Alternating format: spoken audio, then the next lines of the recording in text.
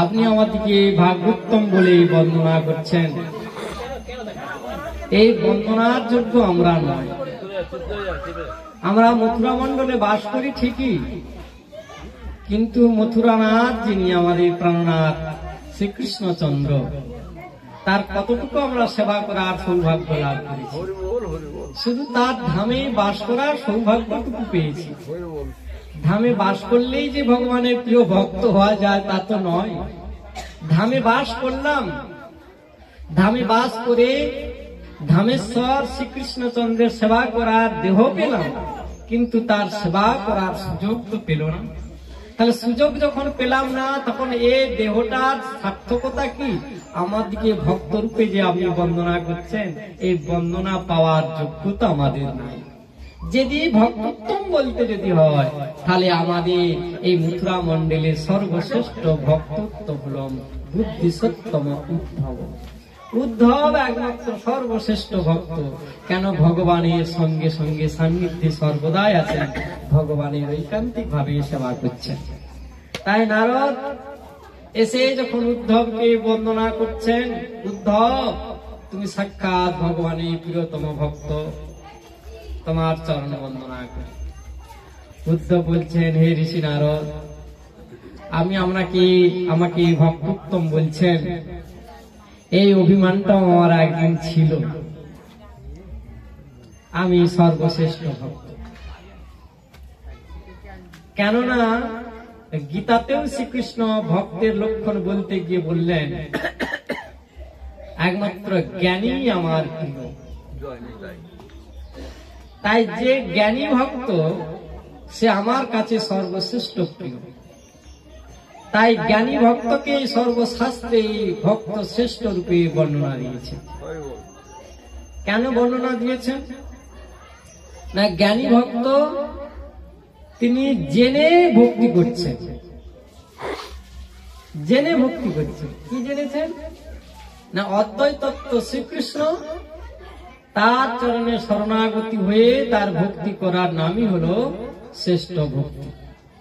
তাই তারা জ্ঞান অর্জন করেছে। তাই জ্ঞান ভক্তি সর্বশাস্ত্রে বিহিত। তাই জ্ঞান ভক্তিকে শাস্ত্রে বিধি ভক্তি বলেছে। তাই উদ্ধব বিধি ভক্তি শ্রেষ্ঠ।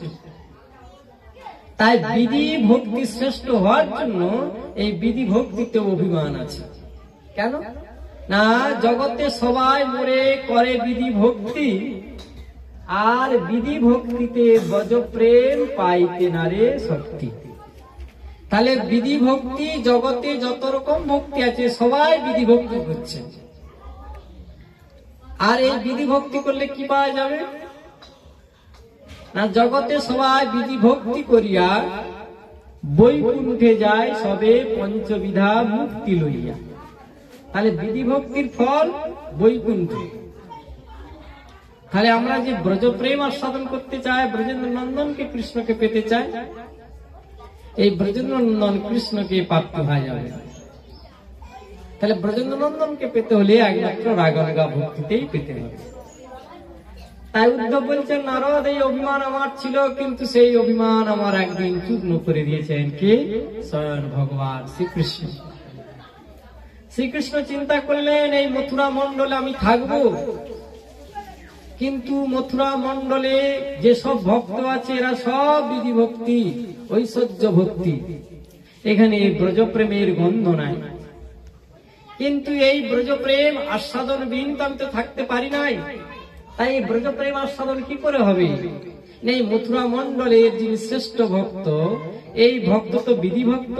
এই বিধি ভক্তিটাকে যদি ব্রজপ্রেমের ভক্তিতে ডুবিয়ে আনতে পারে, তাই না? একে তো লজেস, তাকে যদি আবার সম্পূর্ণ ভাবে যদি কি বলে ক্যারবেটের মতো যে লজেস গুলা হয়, তাতে কিসে ডুবাই? একদম রসের টপের ডলে ডুবে দেয় না? ডুবে দিলে কি হয় না, একদম চকলেট চকলেট গন্ধ এবং সুস্বাদু লাগে, আর সাধনটা খুব মধুর হয়। তাই এই ব্রজ মথুরা মণ্ডলের ভক্ত বিধি ভক্ত। বিধি ভক্তিতে বিধি আছে, নিয়ম আছে। সে বিধি কি? শাস্ত্র শাসনের বিধি। শাস্ত্র শাসনের বিধিটা কি?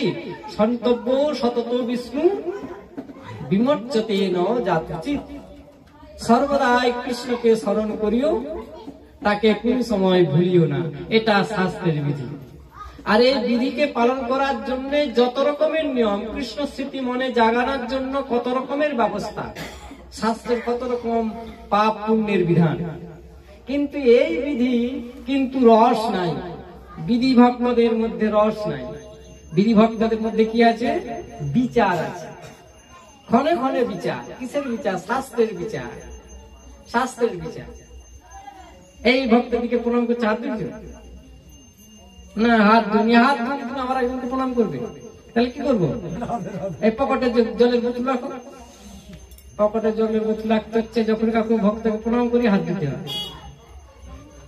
কাকু প্রণাম করে হয়তো ফুলের মালাতে হাত দিয়ে দিয়েছে, তুমি ওখানে ওনাকে ভক্তকে প্রণাম করলে তুমি আবার ফুলের মালাতে হাত দিয়েছ, হাত দিয়েছ। কত রকম বিচার। এই বিচার হলো কি? বিধি থেকে আসে। আর এই বিধির বিচারে থাকার জন্য ব্রজ প্রেম আস্বাদন সম্ভব, আস্বাদন হবে। তাই এই বিধি ভক্তিকে রসে ডুবাতে হবে। এই নিয়ম কানুনগুলি ভালো, এই নিয়ম কানুনগুলিকে যদি আমরা ব্রজ প্রেমে ভক্তি রসে ডুবে দিতে পারি, তাহলে রসটি কত সুস্বাদু আস্বাদন হয়। তা আমাদের গৌড়ীয় বৈষ্ণবের ভজনটি হলো বিধি ভক্তি সমন্বিত রাগানুগাহ। এমন কেউ যদি বলে শুধু আমি রাগ ভক্তি ভজন করি, তাও হবে না। আবার কেউ যদি বলে আমি বিধি ভক্তি ভজন করি, তাও না। আমাদের হলো বিধি সমন্বিত রাগানুগা ভক্তির ভজন।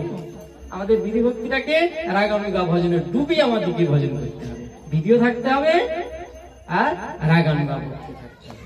আর যদি আল্লাহ আল্লাহ করে ভজন করি, তাহলে কি হবে? শুধু বিধি ভক্তি করলাম রসবিহীন। আবার যদি রসের ভজন করি, তাতে কি হবে না? রসের কর্তব্যায় জনিত দোষ হবে।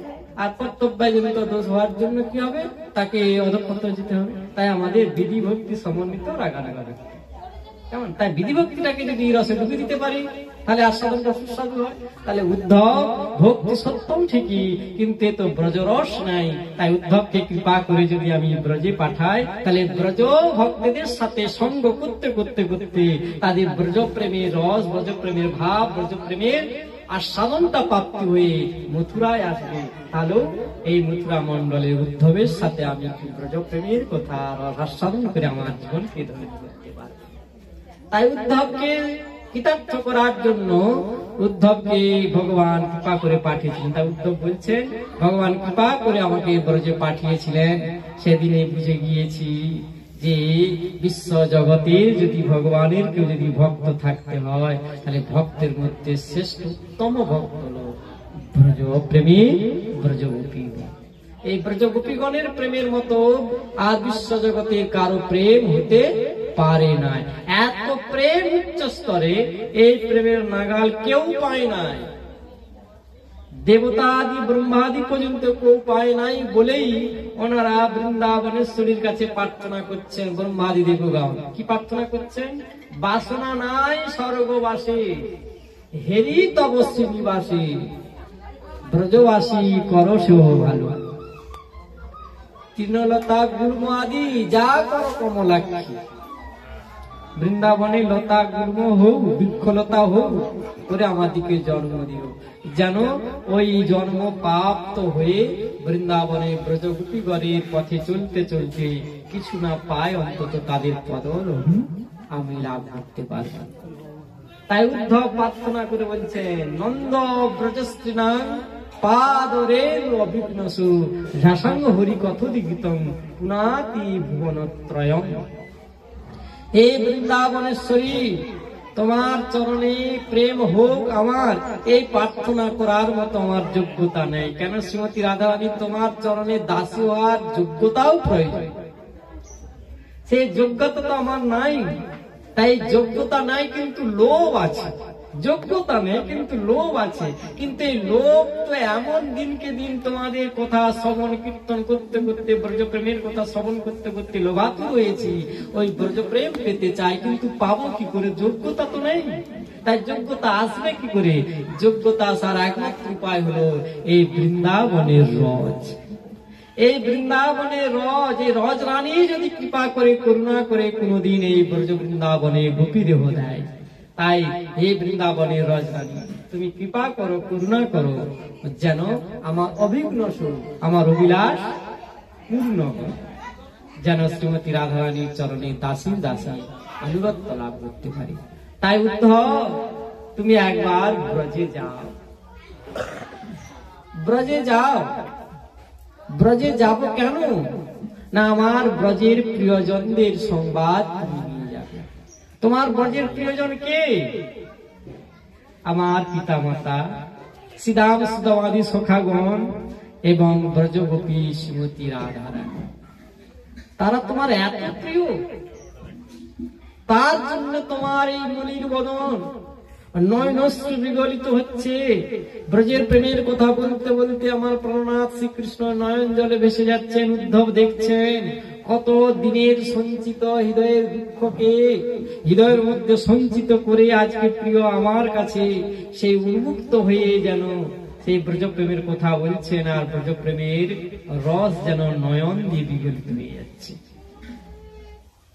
গোবিন্দের এত প্রিয় ব্রজধাম। হ্যাঁ উদ্ধব, আচ্ছা তোমার ব্রজ যদি এত প্রিয় হয়, ব্রজ তো বেশি দূরের নয়, বেশি দূর, এই তো মথুরার এপার ওপার, যমুনার এপার ওপার।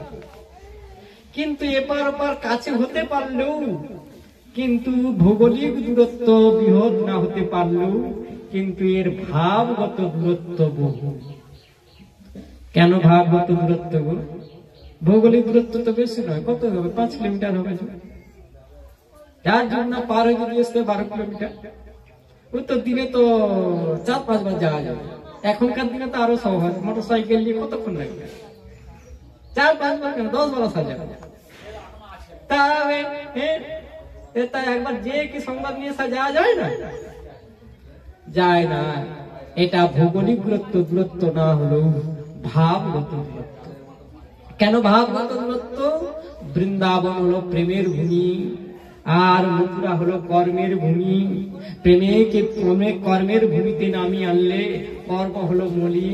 যত কর্ম করবেন, কর্মের কয়লা, কর্মের ময়লা, কর্মের ধুলো অঙ্গে লাগবে।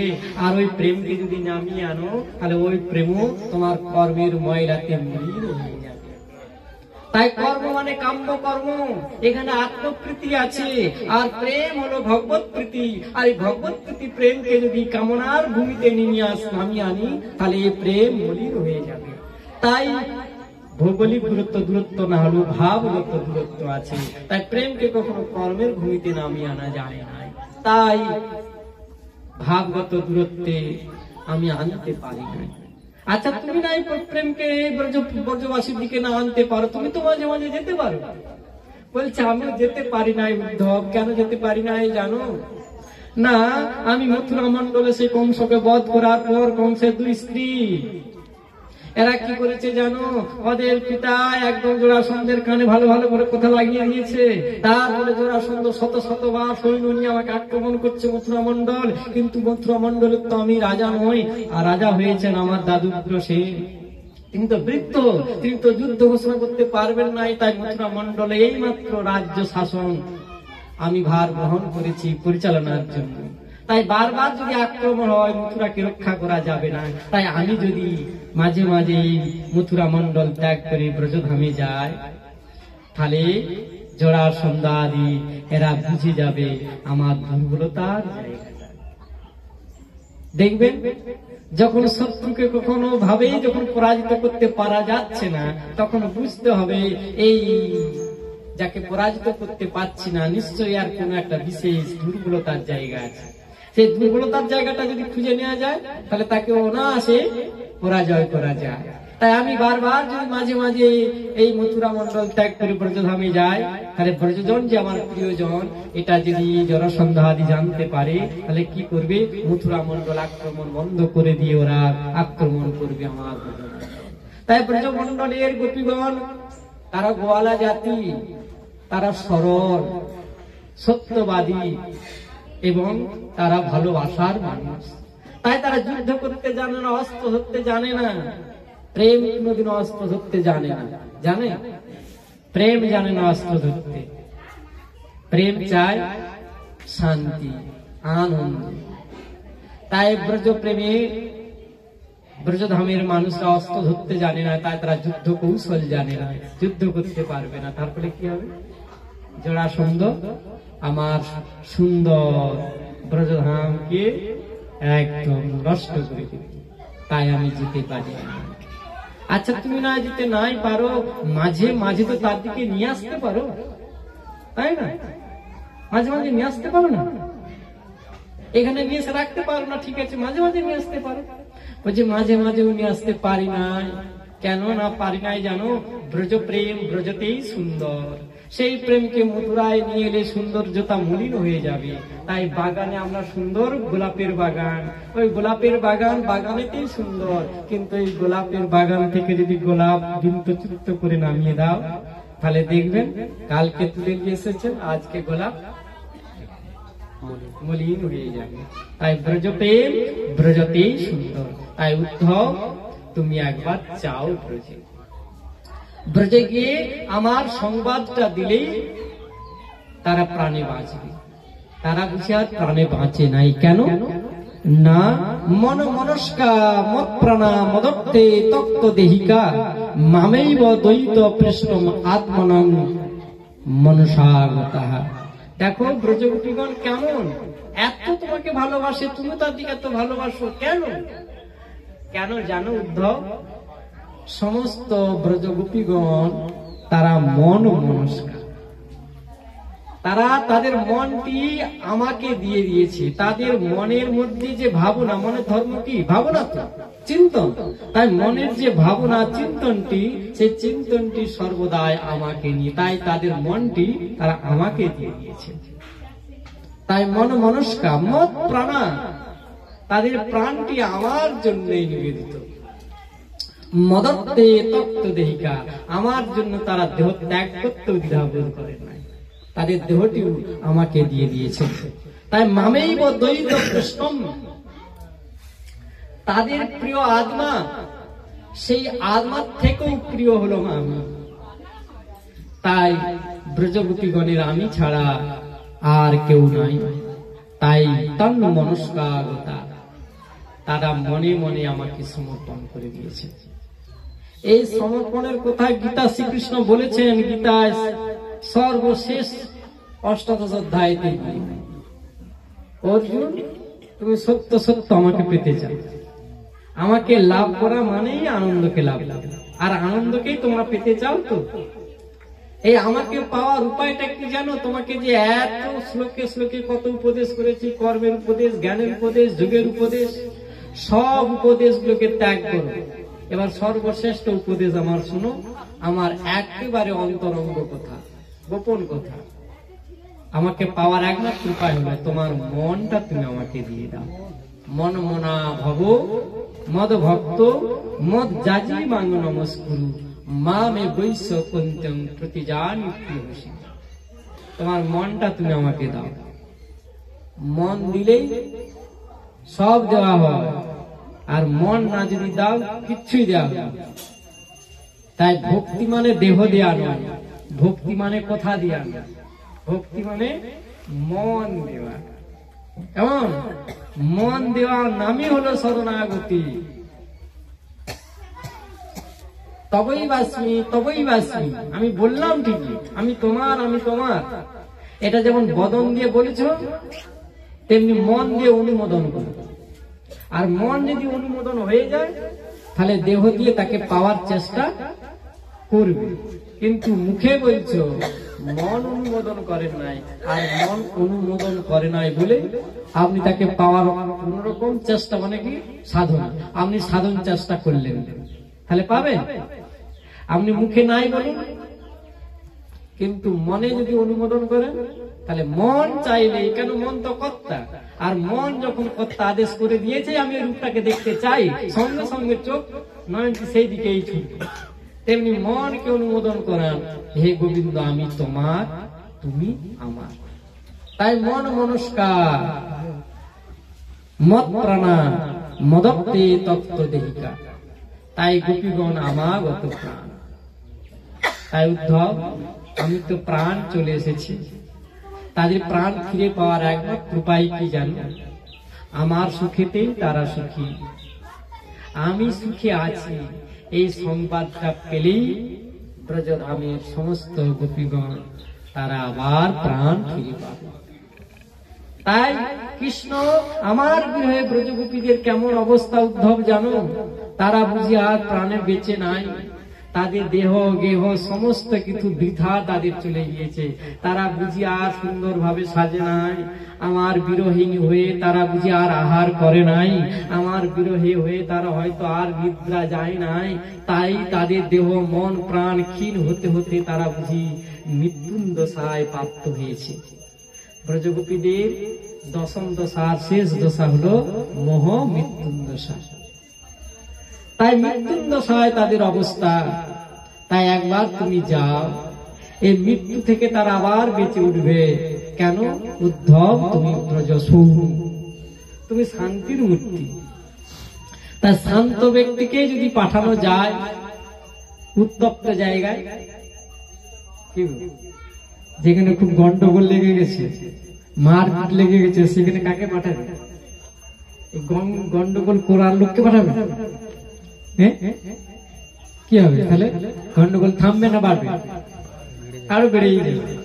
সেখানে যদি একটা শান্তির মূর্তিকে পাঠানো যায়, শান্তির বার্তা পাঠানো যায়, সেখানটা শান্ত হবে।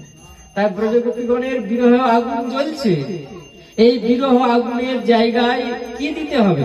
জল দিতে হবে না ঘি দিতে হবে? ঘি দিলে আরো জল জ্বলবে। তাই এখানে একমাত্র উপায় হলো জল দিতে হবে। যে জল কে না বৈষ্ণব শান্ত সৌমূর্তি। তাই বৈষ্ণবকে দর্শন করা মাত্রই আমাদের হৃদয়ের যত রকম আধ্যাত্মিক, আদি দৈবিক, আদি ভৌতিক আগুন জ্বলুক না কেন, সমস্ত অগ্নিগুলি নির্বাপন হয়ে যাবে একমাত্র যদি সৌম্য শান্ত মূর্তি সাধু মহৎ বৈষ্ণবের দর্শন না হয়।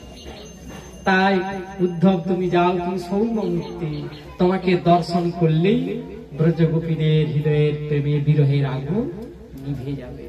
তুমি উদ্ধব যাও। এই বলিতে বলিতে সারা দিন গেল, রাত্রি হয়ে গেল। ভোরের কোকিল কুহু কুহু করে ডাকলেন, উদ্ধব ভোর হয়ে গিয়েছে, উদ্ধব তুমি যাবে? হ্যাঁ হে গুরুবন্ধু, তুমি যখন বলেছ তোমার এইটুকু সেবা করার জন্য আমি ব্রজধামে যাব। তাই উদ্ধব, তুমি তো ব্রজে যাবে, কিভাবে যাবে? তুমি কিভাবে যাবে? কোন পথে যাবে? যাওয়ার তো বহু পথ আছে ব্রজধাম, কোন পথে যাবে? হ্যাঁ, তো যাওয়ার তো পথ আছে, কোন পথে গেলে আমি দ্রুত তাড়াতাড়ি পৌঁছে যেতে পারবো ব্রজধামে? উদ্ধব, এই জগতে ব্রজে যাওয়ার জন্য অনেক পথ আছে। কেউ যাচ্ছেন কর্মের পথে, কেউ যাচ্ছে জ্ঞানের পথে, কেউ যাচ্ছে যোগের পথে। ওই সব পথে ব্রজে যাওয়া যায় ঠিকই, কিন্তু ওই পথে যেতে যেতে বহু সময় লেগে যাবে। কেন? কর্মের বিপাকে, জ্ঞানের ভ্রমণতায় আপনি ঠিক জায়গায় পৌঁছাতে পারবেন না, হয়তো পৌঁছাবেন, বহু সময় লেগে যাবে। তাই উদ্ধব, তুমি যদি ব্রজে যেতে চাও, ওই কর্ম জ্ঞান যুগের পথে যেও না, তুমি আমার বলা পথে তুমি যেও। আমি তোমাকে পথ বলে দিচ্ছি, সেই পথ হলো ভক্তির পথ। এই ভক্তির পথে, ভালোবাসার পথে তুমি ব্রজে যাও।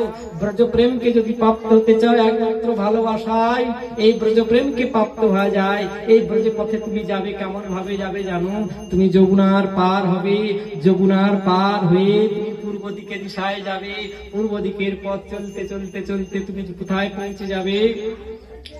ওই যেখানে ব্রাহ্মণগণ যজ্ঞ করেছিলেন, সেই যজ্ঞস্থলিতে পৌঁছাবে।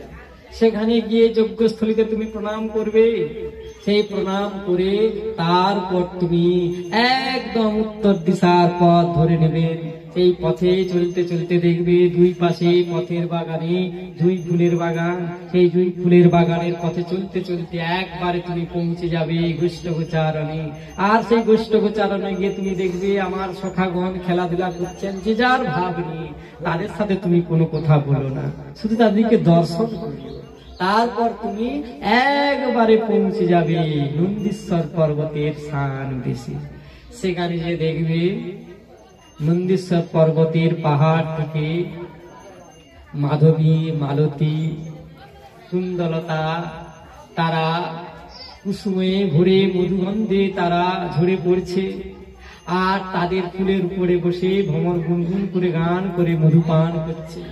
তুমি স্থানদেশে যখন পৌঁছাবে তখন এই নন্দীশ্বর পর্বতের পাদে যত সব গোয়ালাদের গাভী বৎস আছে তোমাকে দর্শন করে সবাই ছুটে আসবে, এসে তোমাকে ভালোবাসার আহ্বান জানাবে। তাদের ভালোবাসার আহ্বানটা কেমন জানো? তোমার কাছে এসে তাদের বদনটি তোমার ঘাড়ে তুলে দেবে, দিয়ে তাদের জিহ্বা দিয়ে তোমার অঙ্গকে মার্জন করে দিবে। তাদের ভালোবাসা তুমি গ্রহণ করে উদ্ধব, ভালোবাসা গ্রহণ করে তাদের দিকে একবার তুমি জড়িয়ে ধরো। তোমাদের ভালোবাসা পেলে ওই গাভীগণ তারা ধন্য হয়ে যাবে। তারপর তুমি আমার নন্দীশ্বর পর্বতে আমার পিতার ভবন নন্দ মহারাজের ভবনে তুমি প্রবেশ করো। তাই উদ্ধব তুমি আমার দেখানো পথে চলো। তাহলে আমরাও ভ্রমান্ধ জীব, শান্তি আনন্দ পাওয়ার জন্য আমরাও তো পথ চলছি। আনন্দ পাবো ভেবে আমরা কর্মের পথ বেছে নিয়েছি। জন্ম থেকে মৃত্যু পর্যন্ত কত কর্মের ব্যবস্থা জগতে আছে। কর্ম করে আমরা অর্থ উপার্জন করি, অর্থের মাধ্যমে ভাবি আমরা শান্তি আনন্দকে লাভ করি, কিন্তু কি পেয়েছি? পাই নাই। তাই এই কর্মের সাধনার পথে আনন্দ প্রাপ্তি হওয়া যায় না। জ্ঞানের পথে এই জগতে কত বুদ্ধিজীবীগণ আছে, এত বিদ্যা লাভ করেছে। এই বিদ্যানের দিকে যদি জিজ্ঞাসা করা হয় তোমরা কি শান্তি পেয়েছো, আনন্দকে লাভ করেছো, বলবেন পাই নাই। আচ্ছা, যারা যোগী সমস্ত গৃহ ত্যাগ করে বন পর্বতে গিয়ে নির্জন বনে তপস্যা করছেন, তপস্বী যোগীর দিকে জিজ্ঞাসা করো তোমরা আনন্দকে প্রাপ্ত হয়েছো? পায় নাই। কেন? এই সব পথ যারা দেখিয়েছেন তারা পথের গন্তব্যস্থলে পৌঁছায় নাই। গন্তব্যস্থলে পৌঁছানাই বলেই তাদের দেখানো পথ কখনো শান্তি আনন্দের পথ হতে পারে নাই। তাহলে আমরা কোন পথে যাব? যে পথে আমরা আনন্দকে লাভ করতে চাই, সেই আনন্দের ঠাকুর যদি আমাদেরকে সঙ্গে করে নিয়ে পথে নিয়ে গিয়ে তার কাছে পৌঁছে নিয়ে যায়, তাহলে আমরা সেই পথে পৌঁছাতে পারবো। তাই ভাগবত ধর্ম হলো সেই ধর্ম যে ধর্ম ভগবানের ভক্তি জন্মায়। আর এই ভক্তি জন্মানোর উপায়টা কি? ভাগবত বলছেন আমি তোমাদেরকে সঙ্গে করে নিয়ে আমি ভাগবত ধামে পৌঁছে দিই। তাই ভাগবত ভগবান ভক্তের দিকে সঙ্গে করে নিয়ে তিনি পৌঁছে দিচ্ছেন। তাহলে সেই পথে কি কখনো ভ্রম হতে পারে? ভুল হতে পারে? সময় লাগবে? লাগবে না। কেন? ভগবানের ধামে পৌঁছাতে যাওয়ার জন্য ভগবান নিজের সঙ্গে করে নিয়ে তার ধামকে যাচ্ছে। তাই ভক্তির পথ হলো ভগবানের নিজস্ব পথ। এই পথেই ভগবানের ধামে পৌঁছানো যায়। তাই উদ্ধব তুমি আমার দেখানো পথে যাও। তা যাবে তো? আমি তোমাকে সাজিয়ে দিই, আমি তোমাকে সাজিয়ে দিচ্ছি। সে যে সাজ দর্শন করলে ব্রজগোপী নন্দ মহারাজ যশোমতী সখাগণের প্রাণে আনন্দ জাগবে, সেই সাজ আমি পরিয়ে দিই। আচ্ছা কৃষ্ণ তুমি সাজিয়ে দাও। কৃষ্ণ সাজিয়ে দিচ্ছেন উদ্ধবকে। কেমন ভাবে সাজাচ্ছেন? নিজে যেমন সাজেন সেই সাজে সাজাচ্ছেন, যেন উদ্ধবকে দেখে ব্রজগোপীগণ কৃষ্ণ মনে করে অন্তত তাদের হৃদয়ের তাপের হৃদয়ের বিরহের জ্বালাটা যেন প্রশমন করতে পারে। তাই নিজের পোশাকটা খুলে পরিয়ে দিলেন উদ্ধবকে, নিজের বৈজয়ন্তীর মালাটা পরিয়ে দিলেন, কেমন নিজের উত্তরে পরিয়ে দিলেন, দিয়ে সুন্দর ভাবে উদ্ধবকে সাজিয়ে দিয়ে উদ্ধবকে ত্যাগ করতে পারছেন। উদ্ধবের সঙ্গে সঙ্গে আসছেন, রথকে এগিয়ে নিয়ে আসছেন। মনে হয় যেন উদ্ধবের সাথে আমিও চলে যাই। দেহটা যেতে পারছে না ঠিকই, কিন্তু গোবিন্দের মনটা উদ্ধবের সাথেই চলে যাচ্ছে। হাতটা ছাড়ছেন না। উদ্ধব বলছেন আমি তো সখা, আমি রথে উঠবো, আমি তো যাবো, তুমি যদি হাতটা ধরে থাকো আমি উঠবো কি করে? কৃষ্ণ বলছেন উদ্ধব আমার প্রাণ ব্যাকুল হয়, তোমার সাথে ছুটে যায়, কিন্তু কর্তব্যের বাধা কর্মের বাধা আমি যেতে পারি না। উদ্ধব তুমি যাও। উদ্ধব রথ ছুটিয়ে দিলেন, আর সেই রথ যমুনার পাড় ধরে ছুটছে। কৃষ্ণ বিস্ফারিত নেত্রে তাকিয়ে আছেন সেই রথের দিকে। যত দূর পর্যন্ত রথ দেখা যায় তত দূর পর্যন্ত দৃষ্টি তাকিয়ে দেখলেন। যমুনা পার হয়ে যখন পারে চলে এলেন, রথটি বিলীন হয়ে গেল, তখন শ্রীকৃষ্ণ প্রসন্ন বদনে ফিরে এলেন। কোথায়? একদম রাজপ্রাসাদের উচ্চ শিখরে তিনি নিরজনী গোপীদের ভাবনায় ভাবিত হয়ে গেলেন। উদ্ধব এসে দাঁড়ালেন কোথায়? গোকুলে। আরে রেখে দেবে করে, হ্যাঁ হ্যাঁ একটা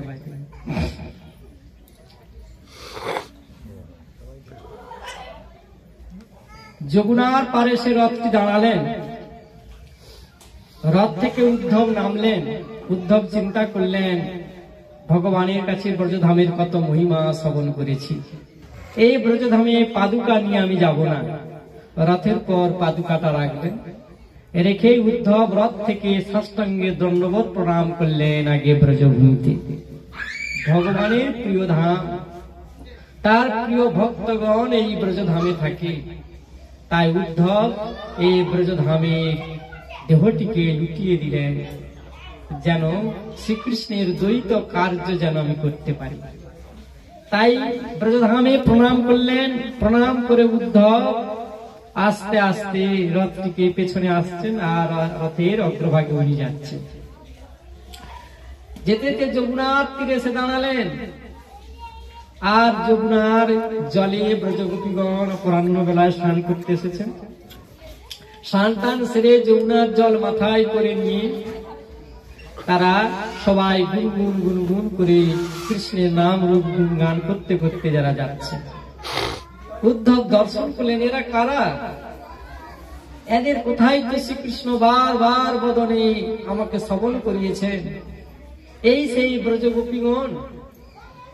ব্রজগোপীগণও যেন দূর থেকে দর্শন করলেন, আমাদের এই বৃন্দাবনে একটি রথ এসেছে।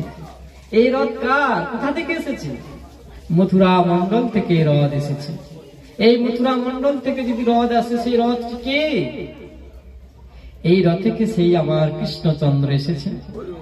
দূর থেকে তাকালেন, দেখলেন তাই তো, এই তো কৃষ্ণের মতোই দেখতে লাগছে। আমাদের কি প্রাণনাথ? না না না, এক গোপী বলছে, না রে, আমাদের প্রাণনাথ নয়। আমাদের প্রাণনাথ যদি হতো, তাহলে এই নির্জন যমুনা তীরে আমাদের প্রাণনাথ এতক্ষণ অপেক্ষা করতেন না। সমস্ত বাধাকে দূরীভূত করে ছুটে আসতেন, আমাদের হৃদয়ে হৃদয়ে আলিঙ্গন দিয়ে আমাদের তাপের দেহিত তাপকে, বিরহ তাপকে তিনি প্রশমিত করতেন। উদ্ধব বুঝি কৃষ্ণ নয়, বুঝি কৃষ্ণের কোন দ্বৈত সখা মন্ত্রী এসেছে হয়তো। কে? উদ্ধব। উদ্ধব দর্শন করলেন, তাই তো এরা কারা? এদের কথা শ্রবণ করেছি, এরা কৃষ্ণ বিরোহিনী। বিরহের তো কোনো চিহ্নই দেখলাম না। এ তো দেখি সুন্দর সুন্দর পোশাক পরেছে, আর সুন্দর নয়নে কাজল দিয়েছে, কত অলংকার পরিধান করেছে, যমুনায় স্নান করে মাথায় করে সে নিয়ে আর গুনগুন গান করতে করতে যাচ্ছে। গুনগুন করে গান করে কারা? যখন হৃদয় অন্তরে মনে আনন্দ শিহরণ খেলে যায়, তখনই মনের মধ্যে গান বেরিয়ে আসে বদনে। এত গুনগুন করে গান করছে, বুঝি এরা কত আনন্দ সুখে আছে। তাদের বিরহ দুঃখ কোথায়? উদ্ধবের কথাতে যেন গোপীগণ বলছেন, উদ্ধব তুমি আমার দিকে দর্শন করেছো, আমাদের বিরোহিনী দর্শন করছো না। দেখো আমাদের বিরহটা অন্তরে, আর আমরা বাইরে এত প্রসাধন করেছি। কেন জানো? আমাদের শ্রীকৃষ্ণ যাওয়ার সময় কথা দিয়েছিলেন, আমি আজ যাচ্ছি, কাল ফিরে আসবো। কিন্তু তো কাল কবে যে হবে তো জানি না, কিন্তু আসবেন। প্রিয় যখন আসবেন, এসে দর্শন করবেন। দর্শন করবেন কি? তার প্রিয়জনকে, প্রিয়াকে দর্শন করে তাদের যদি অন্তরে হৃদয়ে আনন্দ না যদি জাগে, সুখ না যদি হয়, তাই আমরা সর্বদাই সাজি, আনন্দে থাকি, যেন আমাদের আনন্দ বদন দর্শন করি, আনন্দময় যেন আনন্দ লাভ করতে পারি। আর দুঃখের কথা বলছো? তুমি তো ব্রজের অতিথি। অতিথি কি গৃহস্থের সঙ্গে সঙ্গে সুখ দুঃখের সংবাদ জেনে যায়? জানে না। জানতে হলে অতিথিকে তাদের গৃহেতে থাকতে হয়। থাকতে থাকতে অতিথি যেমন গৃহস্থের সুখ দুঃখ বেদনা সব অনুভব করে, তেমনি উদ্ধব তুমি আমাদের ব্রজে থাকো। ব্রজে থাকতে থাকতে তুমি অনুভব করবে আমরা কৃষ্ণ বিরহে কত দুঃখী, কত কষ্ট বেদনায় আমরা আছি। আর উদ্ধব আমাদের সাজের কথা বলছো, আমাদের সাজ সব কিছু কৃষ্ণ সেবার জন্য। আমরা যে এত প্রসাধন করেছি সব কৃষ্ণ সুখের জন্য।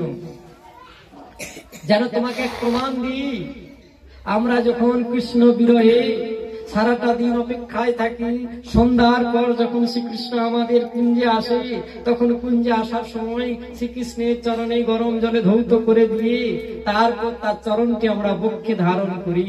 বক্ষে ধারণ করে শ্রীকৃষ্ণকে জানাই সুজাতু চারু, হে গোবিন্দ তুমি গোষ্ঠী গোচারণ করো। গোষ্ঠ গোচারণ করার সময় খালি চরণে, তোমার চরণে কত কাকর কণ্টকের আঘাত লাগে, তাই ওই আঘাত দূর করার জন্য আমি তোমার চরণে আমাদের বুককে ধারণ করে তাপ দিই। চরণে তাপ দাও কেন? না আমাদের তাপ হৃদয়কে তাপ দূরভূত করার জন্য। তাহলে তো আমার সুখ কিসে হবে? তোমাদেরই সুখ হবে। বলছেন গোবিন্দ এটা আমাদের সুখ নয়, তোমার সুখের জন্য। আমাদের সারাদিনের বিরহতা আর বিশ্বজগতের আধ্যাত্মিক তাপত্রয় আর আমাদের দেহের সর্বশ্রেষ্ঠ তাপ, তিনটা তাপকে আমাদের বক্ষ মাঝে সঞ্চয় করে রাখে।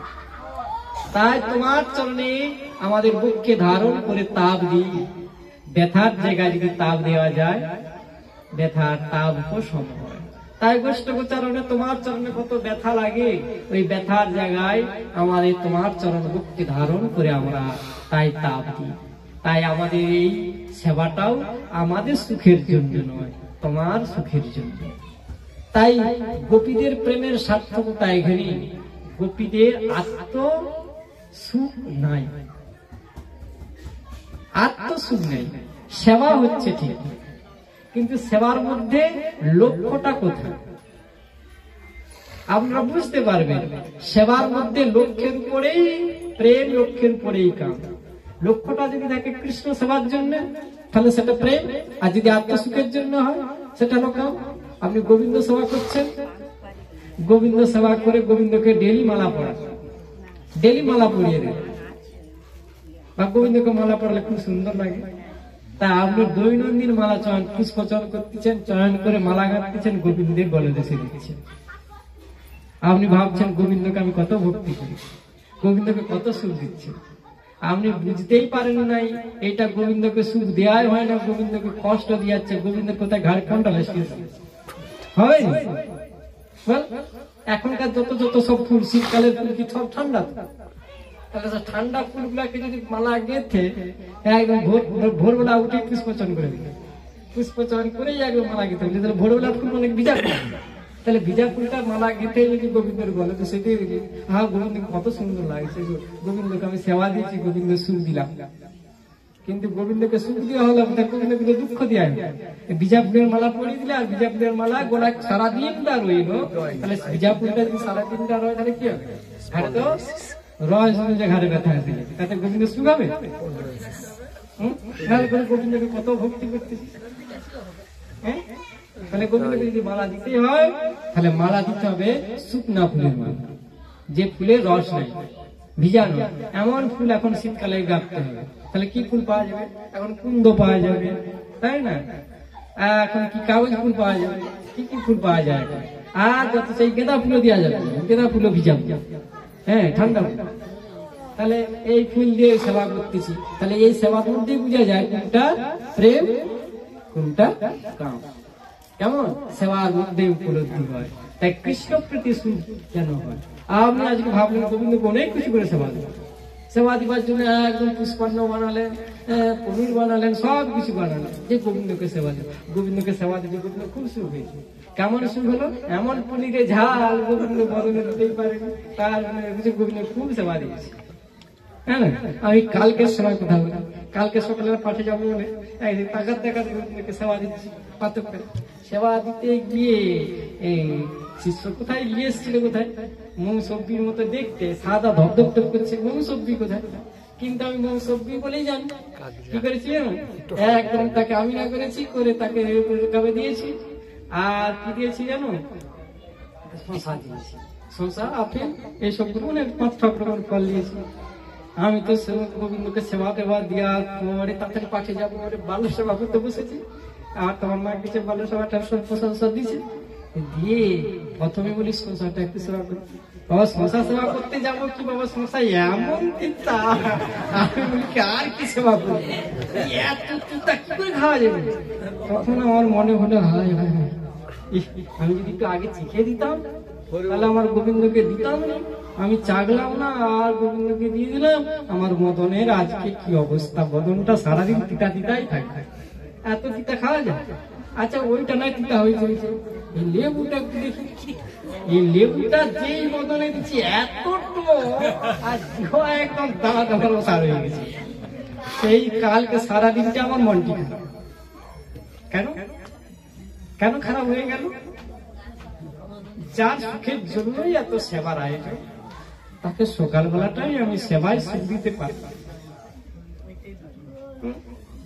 কালকে সারাদিনটাই ভেবেছি না ওই আমি আর বিধি মানব না, কোনদিন আর আমি বিধি মানব না যে ঠাকুরকে আগে দিতে হয়, চেখে দিলে এটা হয়ে যাবে, আর গোবিন্দকে চেখে দিলে ওইটা সেবায় লাগবে। আর এই কাজ আমি কোনদিন আর করব না। যা কিছু এবার দেবো আমি আগে চেখে, আর কেন চেখে দিতে হয়? আমার বদনটা দিতে হবে, আমার মদনের তো বদন দিতে হবে না। লেবুটা চেখে দেখলে আমার জোয়াটা দাঁতটা কষিয়ে যাবে ঠিকই, কিন্তু আমার তো মদনের তো হবে না। এর নাম হবে প্রেম, আর না যদি হয় তার নাম হবে কাম। তাই সেবার মধ্যে উপলব্ধি করবেন যেন সুখ যা দিচ্ছি তার যেন সুখ হয়, অনুভব হয়। সেই অনুভবটা তাকে যে সুখ দিচ্ছে, এই অনুভবটা তোমারও হয়ে যাবে। এটা প্রেম শাস্ত্রের নিয়ম। কেমন? এইভাবে উদ্ধব বৃন্দাবনে গেলে এই ব্রজগোপীগণের বিরহ রসটি খুব বিরহ রস, এই 1-2 ঘন্টায় হওয়ার কথা নয়।